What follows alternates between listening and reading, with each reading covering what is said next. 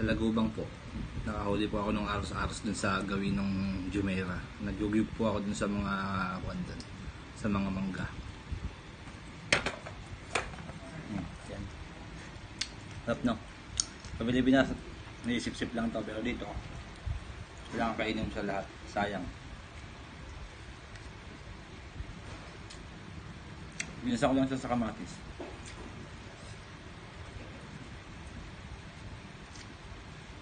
Sino pong may gusto?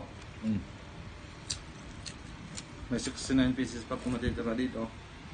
Papadala ko sa inyo. Comment nyo lang po kung saan yung ano niya. Location. Kumakain lang po ah. Masarap siya.